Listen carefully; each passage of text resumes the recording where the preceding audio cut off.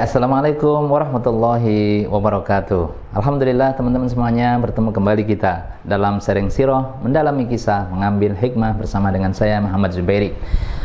Sampailah kita kepada perjanjian Hudaybiyah, yakni diawali dengan mimpi Rasulullah SAW sebagaimana diabadikan oleh Allah. Laqad sadaqallahu rasulahu ru'ya bil haqq la tadkhulunnal masjidal harama insyaallahu aminina muhallikina ru'usakum wa muqassirina la takhafun. Ya.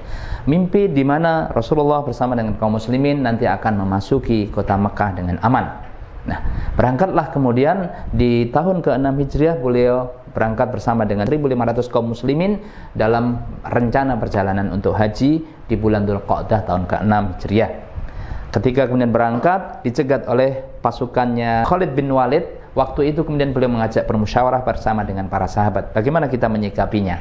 Abu Bakar As-Siddiq kemudian mengusulkan, wahai Nabi, kita telah ihram di miqat di Dzul Hulaifah dan kita telah bertekad fokus utama kita adalah untuk beribadah kepada Allah Subhanahu wa taala di Ka'bah.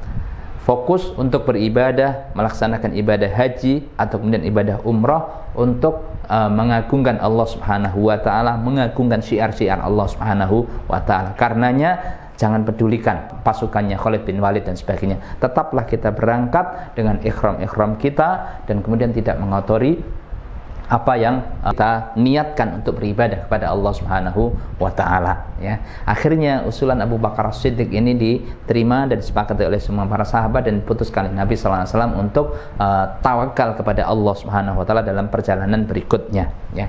Dan pasukannya Khalid bin Walid akhirnya memancing-mancing tetapi para sahabat tidak terpancing, ya. Akhirnya ngikuti sampai kemudian terhenti di Hudaybiyah.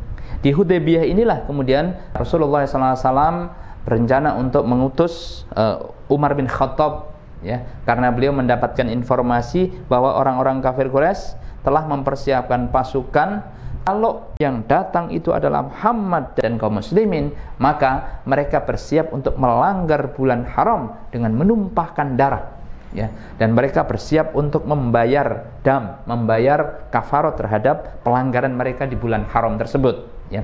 Itu sumpah orang-orang kafir Quraisy. Karenanya mendengar informasi itu Rasulullah SAW memerintahkan kepada Umar bin Khattab, di mana kita tahu bahwa Umar bin Khattab itu dari Bani Adi yang kaumnya itu di struktur orang-orang Quraisy bangsa Arab itu biasa menjadi juru bicara.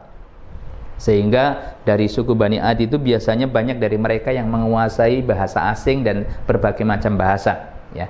Maka beliau SAW berkata kepada Umar bin Khattab, wahai Umar, ya, berangkatlah engkau untuk menjadi utusanku agar menyampaikan lobby dan negosiasi kepada orang-orang Quraisy, orang-orang kafir Quraisy. Kata Umar bin Khattab radhiyallahu an, wahai Nabi, bukan karena saya pengecut atau saya takut, ya, tetapi, ya, sesungguhnya wahai Nabi, permusuhanku, ya, permusuhan orang-orang Quraisy terhadapku itu luar biasa.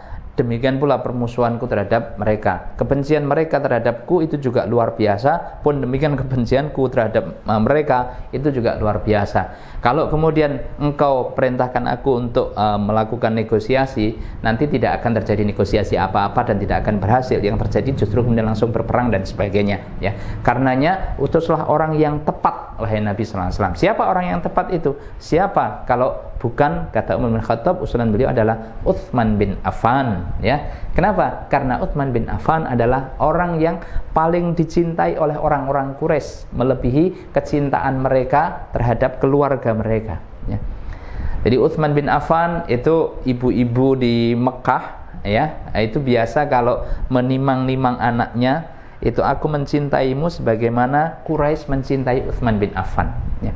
Karenanya kemudian disepakati, Rasulullah SAW setuju, baik kalau demikian maka Utsman bin Affan yang diperintahkan untuk menjadi negosiator agar bernegosiasi dengan orang-orang kafir Quraisy, menjelaskan tentang maksud dan tujuan keberangkatannya semata-mata untuk beribadah, bukan untuk berperang, karena pakaian ihram mereka dan sebagainya. Nah, teman-teman semuanya yang dirahmati Allah Subhanahu wa taala, ketika kemudian Utsman bin Affan sudah sampai di sana, maka kemudian ya beliau sampaikan maksud dan tujuan di mana beliau diutus oleh Nabi sallallahu alaihi wasallam. Kata orang-orang Quraisy ya, karena kecintaannya kepada Utsman bin Affan, kalau engkau mau tawaf, tawaflah, kalau engkau mau beribadah, ibadahlah ya.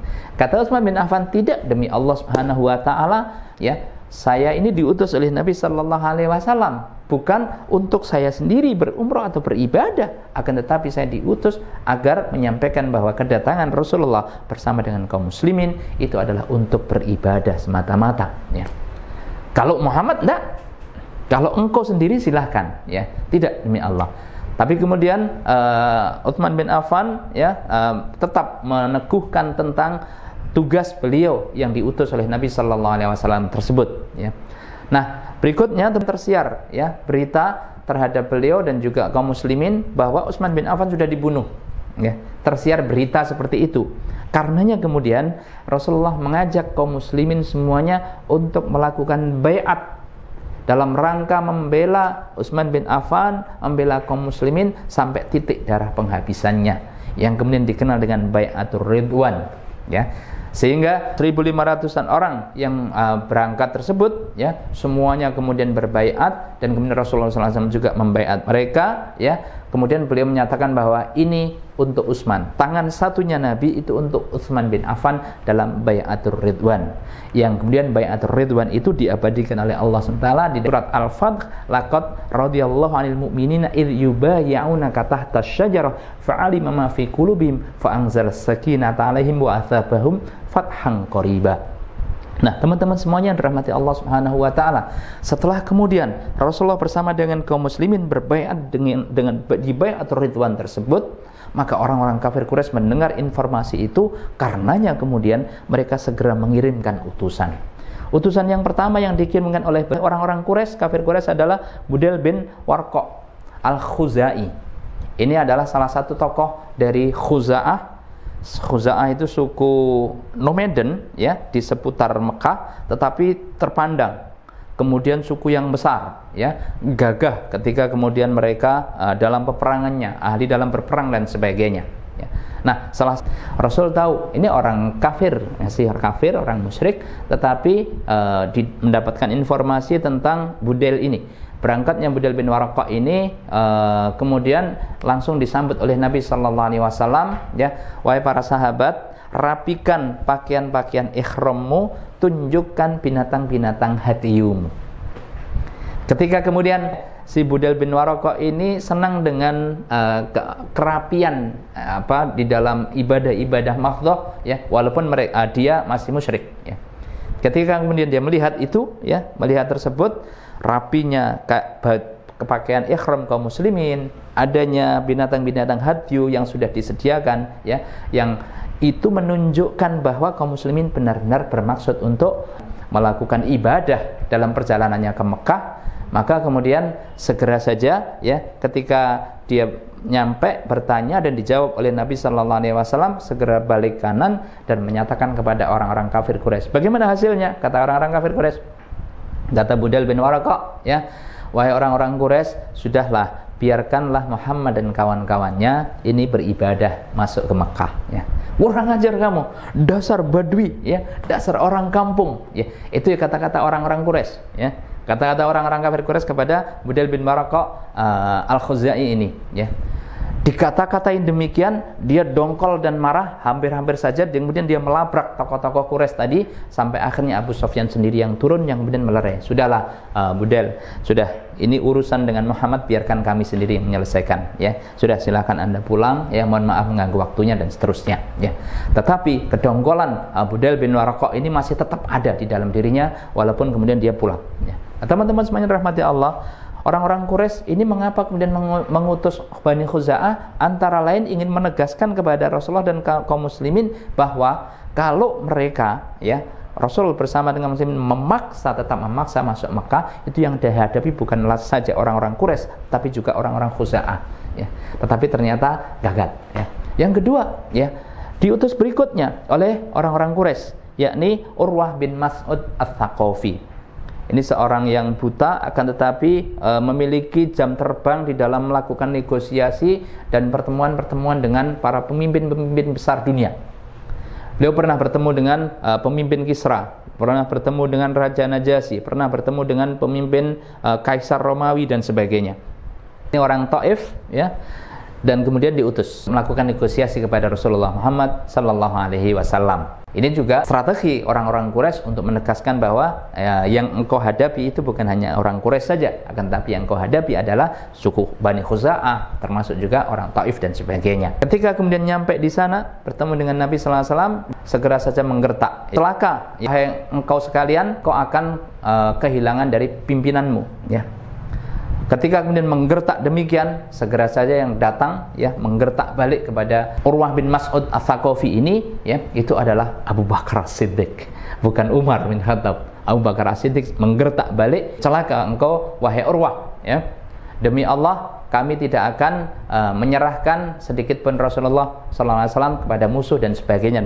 Ketika digertak balik oleh Abu Bakar seperti itu, Urwah bin Mas'ud kemudian mulai merubah strateginya. Pertama dia datang untuk menggertak, tapi kemudian berganti untuk mendekat Nabi Sallallahu Alaihi Wasallam. Orang-orang Arab itu kalau memberikan penghormatan kepada orang lain itu biasanya dengan mengelus jenggotnya. Maka Urwah bin Mas'ud ini mendekat kepada Nabi Sallallahu Alaihi Wasallam bermaksud untuk mengelus jenggot Nabi Sallallahu Alaihi Wasallam, jenggot Nabi Sallallahu Alaihi Wasallam. Tapi kemudian ada anak muda yang kemudian dia membuka pedangnya, ya. Nah, dengan sarung pedangnya itu dipakai untuk memukul tangan dari Urwah bin Mas'ud Ats-Tsaqafi sebelum menyentuh janggutnya Nabi Sallallahu Alaihi Wasallam. Celaka ini, siapa engkau? Gitu kan? Ternyata anak muda ini adalah keponakan dari Urwah bin Mas'ud yang mukmin, yang beriman, ya. Setelah kemudian memperkenalkan diri, maka kemudian kurang ajar kamu, ya. Sudah berapa banyak hartaku yang aku pakai untuk membebaskanmu, membayar kafarat, ya, dari aktivitas dan perlakuanmu zaman jahiliyah dahulu, zaman dahulu.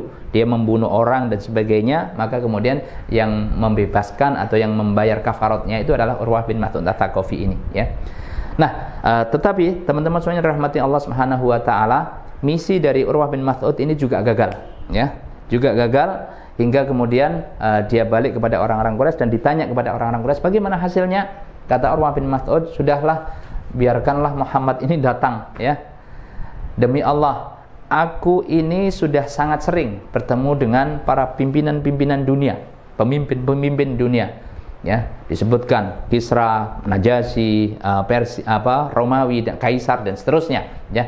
Akan tetapi saya belum pernah menemui, ya, seorang sahabat yang mencintai kepada sahabatnya melebihi cintanya para sahabat Muhammad kepada Muhammad. Dia mendapatkan informasi dari yang menuntunnya, ya. Demi Allah, seandainya Muhammad itu ludah, maka tidaklah ludah tersebut jatuh kecuali di tangan dari orang yang terdekat dengannya, yang kemudian dipakai untuk membasuh muka dan mengambil berkahnya. Nah, itulah teman-teman semua dirahmati Allah Subhanahu wa taala, bagaimana sikap cinta dari para sahabat Nabi sallallahu alaihi wasallam kepada Rasulullah yang dilihat oleh Urwah bin Mas'ud Ats-Tsaqafi yang kemudian menggagalkan misi untuk negosiasinya. Akhirnya orang-orang kafir Quraisy menurunkan dengkot dari negosiatornya. Tetapi yang dikenal, ya, yang paling dikenal kalau orang dedengkot negosiator ini turun, ini artinya ingin mengajak damai. Namanya adalah Suhail bin Amr, ya. Dikirimlah sang dedengkot ini, ya, untuk bernegosiasi bersama dengan Nabi Sallallahu Alaihi Wasallam. Ketika Rasulullah mendengar informasi ini, maka kemudian kalau orang-orang kafir Quraisy ini mengirimkan Suhail, ini artinya adalah mengajak berdamai. Suhail berasal dari kata sahal yang artinya adalah mudah. Berarti ini adalah kita ingin dimudahkan untuk urusan kita ini, ya. Maka datanglah Suhail bin Amr, ya. Ketika kemudian Suhail bin Amr datang, ya, segera kemudian melakukan negosiasi dengan Rasulullah Sallallahu Alaihi Wasallam. Singkat cerita, disepakati akhirnya untuk membuat perjanjian damai yang kemudian dikenal dengan Sulhul Hudaybiyah, perjanjian damai Hudaybiyah, ya. Poin-poinnya, Rasulullah memanggil Ali bin Abi Thalib untuk menjadi juru tulisnya, ya. Baik, Ini draftnya dari Nabi sallallahu alaihi wasallam, Bismillahirrahmanirrahim, ya. Maka kemudian kata Suhail bin Amr, saya tidak mengenal Ar-Rahman, tidak mengenal Ar-Rahim, ya. Tulis saja sebagaimana biasa, Bismikallahum, ya. Sebagaimana orang-orang jahiliyah dahulu kalau menulis segala macam dimulai dengan Bismikallahum, mengenal Allah, ya, tetapi biasanya dengan Bismikallahum saja, ya. Tapi tidak ada lanjutannya, ya. Ahya wa amut, ya. Bukan, tetapi Bismikallahum, ya. Nah, dengan Bismikallahum itu Rasulullah SAW kemudian menyampaikan kepada Ali, wahai Ali, ya, hapus Ar-Rahman Ar-Rahim, ganti dengan Bismikallahum, ya. Kata Ali bin Abi Thalib, demi Allah saya tidak mau menghapus, wahai Nabi, ya. Demikian juga kaum muslimin yang lainnya, jangan dihapus, ya. Akhirnya Rasulullah SAW minta kepada Ali, tolong tunjukkan di mana tulisannya, ya. Setelah kemudian ditunjukkan, dihapus oleh Nabi SAW, ganti, tulis Bismikallahum, ya.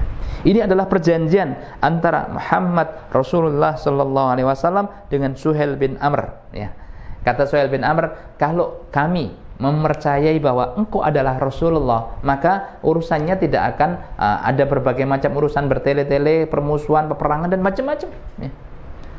Ini terjadi karena kami tidak mempercayai bahwa engkau adalah Rasulullah, ya. Agar adil, engkau tulis aku adalah Suhail bin Amr, maka engkau harus ditulis dengan Muhammad bin Abdillah. Maka kata Nabi sallallahu alaihi wasallam, wahai Ali, hapus, ganti Muhammad bin Abdillah. Tidak, demi Allah kami tidak akan menghapus, saya tidak mau menghapus Muhammad Rasulullah sallallahu alaihi wasallam. Kaum muslimin yang lainnya juga pasti kami yakin bahwa engkau adalah Rasulullah, tidak mau menghapus itu. Nah, akhirnya Nabi sallallahu alaihi wasallam minta, wahai Ali, tolong tunjukkan di mana tulisannya. Setelah ditunjukkan tulisannya, dihapus oleh Nabi sallallahu alaihi wasallam dan kemudian ganti tulisan min Muhammad bin Abdillah. Nah, teman-teman semuanya rahimakumullah, ada poin-poin lain yang secara kasat mata kalau dibaca sekilas itu benar-benar merugikan kaum muslimin. Apa saja? Kita sebut beberapa yang insya Allah nanti akan kita jelaskan pada pertemuan berikutnya. Yang pertama adalah bahwa ada perjanjian senjata selama 10 tahun. Oke, udah, nggak ada masalah. Yang kedua adalah kalau kemudian ada orang-orang Mekah yang masuk Islam atau kemudian pergi ke Madinah, maka Muhammad harus mengembalikan ke Mekah. Dan sebaliknya, kalau ada orang-orang Madinah yang ke Mekah, maka orang-orang Quraisy tidak perlu untuk mengembalikannya, ya.